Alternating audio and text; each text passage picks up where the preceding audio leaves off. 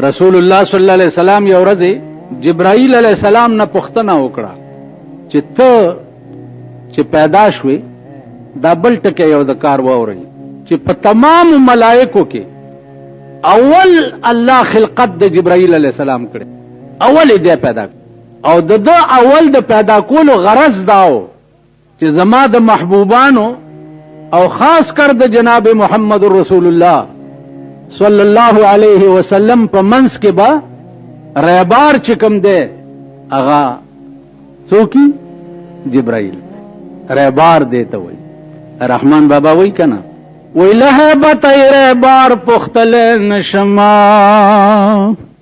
لهبت رهبار پختل نشما، خدای دست بی ویلی وی رهبار تا د معشوقي دومره روب دی، دومره روب دی چې د ډېر هیبت نه هغه رهبار نه پوښتنه هم نشم کولی. خدای خبر چې څه به ورته ویلي، څه سخته خبره ورته نه کړي. عزیزانو دا خبرې خو که تاسو خیال وکئ هغه قلبي عشق سره تعلق لري. اوس په ایمان درته هم خفه نه شئ، مونږ او تاسو په دې پوهېږو نه چې دا رهبار څه ته وایي او که نه جي هغه دغه کیسه ده د هغه مړي چې هغه من ربک تپوس ته وکړو په قبر کې ویل من ربک ویل ویل څه ویل من ربک ویل رب څه کوې زه ربونه څه پېژنم یو قپ مړی بني وږی ما مونږ هغه یو. اوس رهبار څه ته وایي دا پوښتنه رحمان بابا نه ورشئ په قبر کې وکړئ چې رهبار څه ته وایي. نو جبرائیل علیه السلام چې دا رهبار و دا اول پیدا کړی. نو رسول الله صلی الله علیه وسلم ته تپوس وکړو چې تا چې خدای پاک پیدا کړي نو تا اول څه لیدلي و یا رسول الله زه چې پیدا شم نو ایس نو صرف د ښي طرف ته یو ستوری و چا به ځلېدو، نور څه نو. رسول الله صلی الله علیه وسلم ورته وفرمایل چې جبریله هغه ستوری زما نور و، ستا د پیدا کولو نم زرګونه کاله مخکې خدای مخکې پیدا کړي، دا زما نور. اوس دا شی کائنات سبب د دغه نور د پاره جوړو چې دا به په آخر کې پې راځي چې دا هر څه ورته تیار. که ژوندي وي او زم ژوندی وما په دې بیان کې به آینده راشي چې په دې کائنات کې اسمانونو ته دغه پیغمبر خدای پاک بوتله نو دا یې څه څه لیدلي ولته او څه وو، عرش څنګه و، کرسی څنګه و، جنت څنګه و، دوزخ څنګه و، دا به په دې بیانونو کې راشي. عزیزانو هغه نور بیا د آدم علیه السلام د ملا نه واله د هر یو پیغمبر په ملا کې برا منتقل کېده، حتی کې چې راغی د عبدالله صاحب ملا ته چې څه وخت کې حضور صلی الله علیه وسلم د مور په حمل شو او د بار وفات په ورځ د پیر په سحر باندې د پیدا شو. سحر تیاره وه، مور وی د مور څه نامه وه بی بی آمنه وی چې په خدای قسم چې رسول الله صلی الله علیه وسلم څه وخت کې زما د نفس نه ځمکې ته راغی دا دنیا ټوله داسې رڼا شوه چې ما د قیصر او د کسرا منارې ولیدې، داسې رڼا جوړه شوه.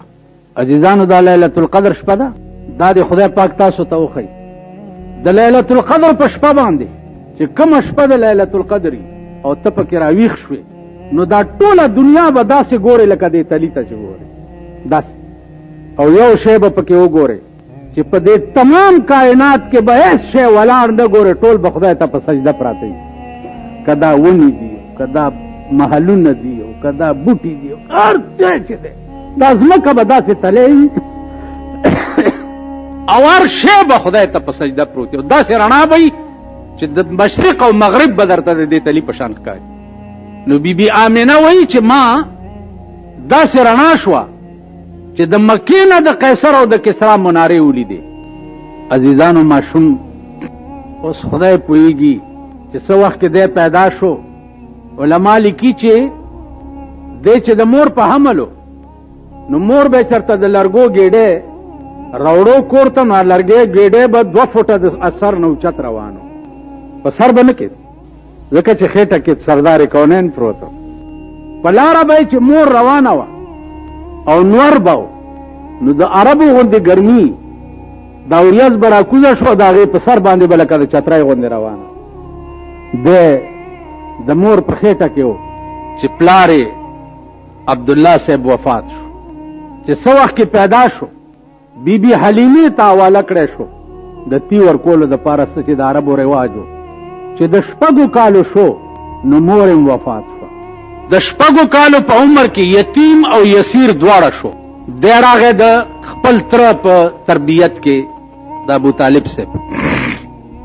ابوطالب صاحب په تربیت کې دی لویده چې څه وخت کې زلمی شو 25 کالو ته عمر ورسېده په دغه مکه کې یو بیبي وه بیبي خدیجة الکبرى رضی الله تعالی عنها ورته وایي د هغې عمر 40 کاله هغې تقاضا وکړه چې دې هلک سره زه نکاح تړم ابوطالب صاحب په کور کې د هغې رسم نکاح وشو او د بیبي خدیجې سره د 25 کال په عمر کې نکاح وتړل هر یو کار چې دی کوي هر یو کار نو هغه څه د عقل نه بار باري د عقل نه اوچتي نو دی په خپلو هلکانو او همزولو کې په امین مشهور شو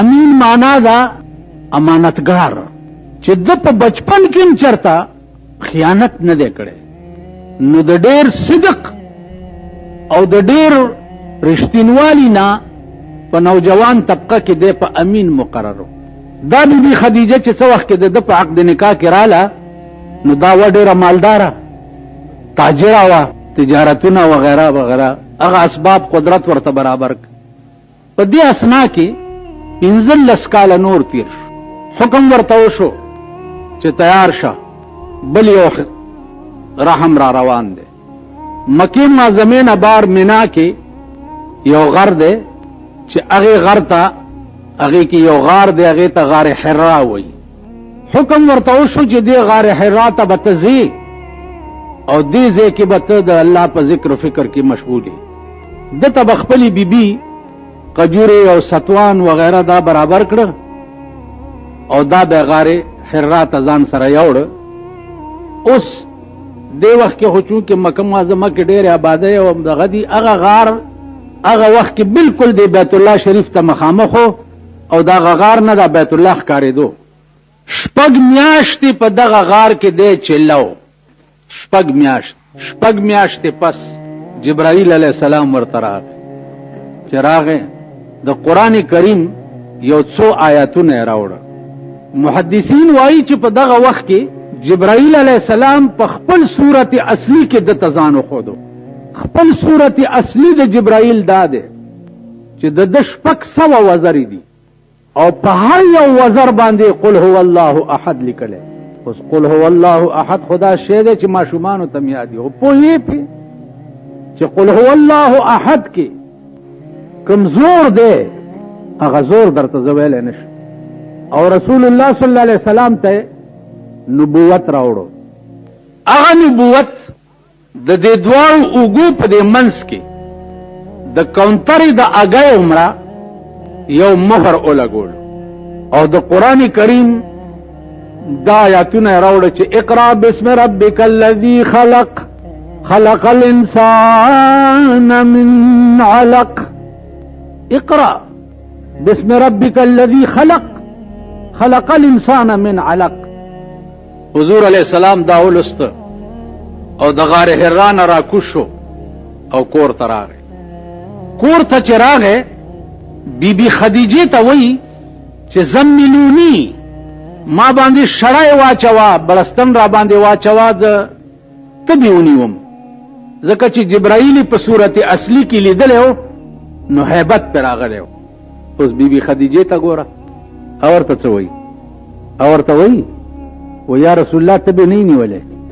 او ما په ځان هیبت راوله ستا د تمامو حرکاتو سکناتو نه دا معلومیږي چې الله به تا نه څه ډېر لوی کار علي الله بیبي خدیجه لا مسلمان هم نه ده خبر هم نه ده اسلام پیژنیم نه نوم هم نه ورځي او پیغمبر ورته وایي چې زملونی ما په شړای کې پټ کا هغه ورته وایي چې تبه هیبت نشته ستا د چال چلن نه ما دا پته لګولې او اندازه لګولې چې الله به تا نه څه ډېر لوی کار علي.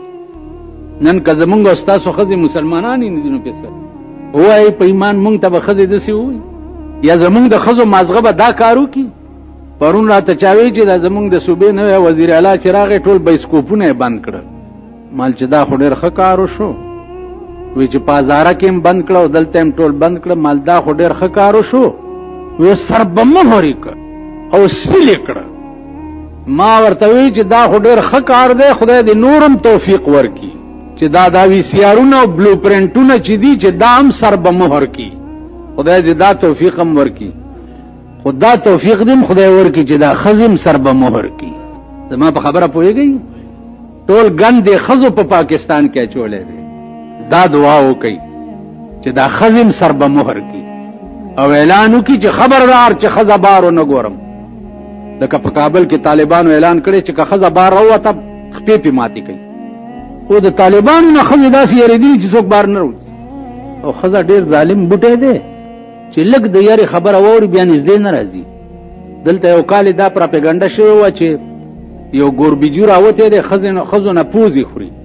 ګوربیجو ښځو نه پوزې خوري. په خدای باور کوي دې ځای نه تر صدر پورې مال روډ، فورډ روډ، صدر روډ دا ټول بازارونو کې وګرځېدم. د ویي لپاره ښځه نه ښکارېده. هلکه دا څه چل دی؟ ویل ګوربیجو راوتی ښځو نه یې پوزې وخوړې. لا به پکې دا آواز وشو چې یو پوزه یې د صدر کې هم د ښځه نه وخوړه. پکې دا چې ښار کې هم د یو کور باندې ورټوپ کړی او یو ښځې نه یې پوزه وخوړه. اوس که خیال وکړئ د ښځو دا سپېږمې پټې کړي دا هغه چل دی. تاسو ګورئ ورته نوره روانه یار سې بربنډي خو دا سپېږمې داسې چل کړي دلته ځکه چې ګوربیجو نه یری. نو مال چې دته د خدای دا توفیق هم ورکړي چې دا ښځې سر به مهر کړي. ټول ګند په پاکستان کې ښځو اچولی دی. ښځو قسم په خدای دی چې خره نه ده، خره داسې بېمینته به درته میلاو نه شي لکه ښځه چې نن په پاکستان کې بېمینته درته میلاویږي. وایي په ایمان ده که نه ده؟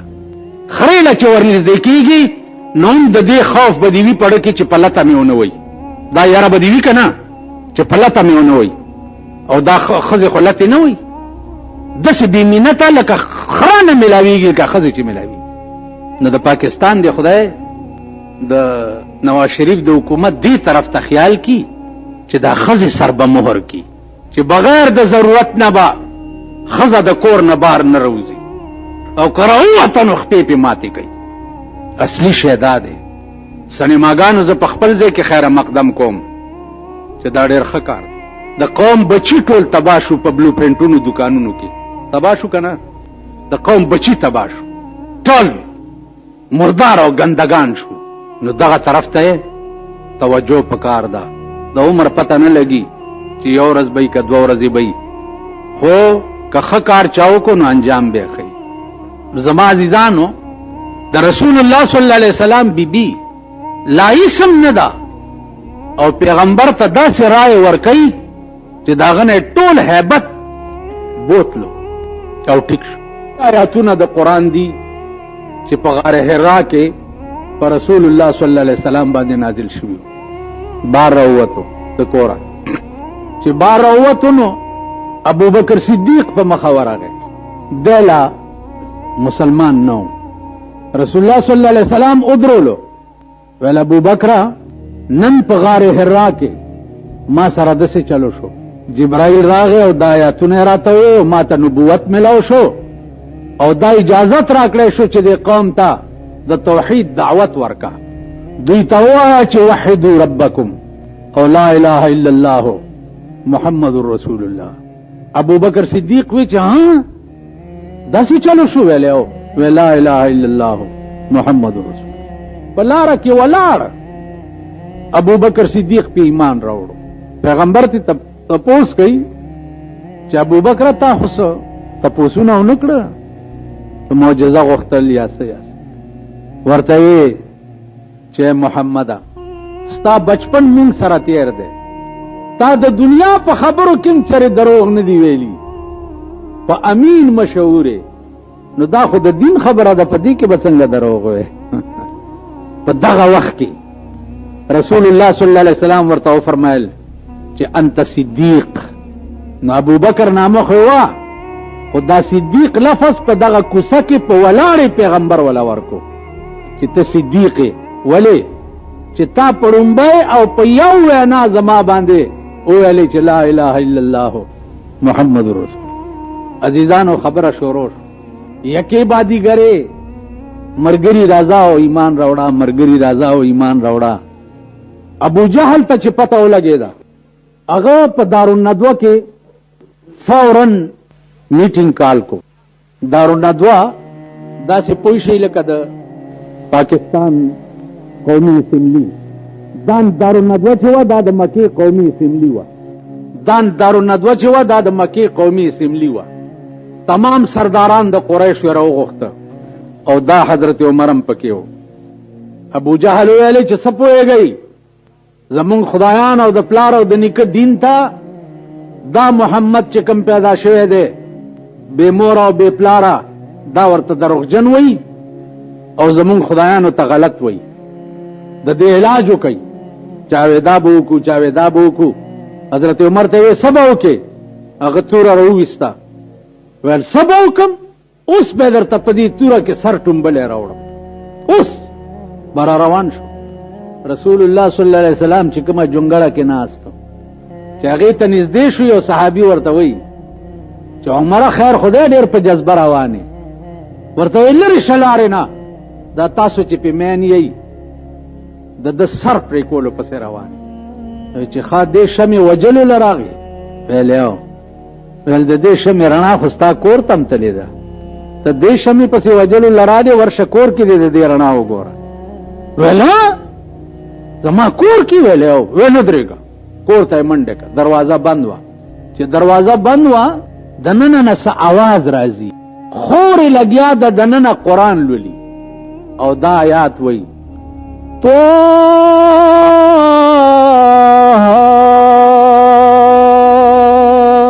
الله خدای چې هغې به څنګه وي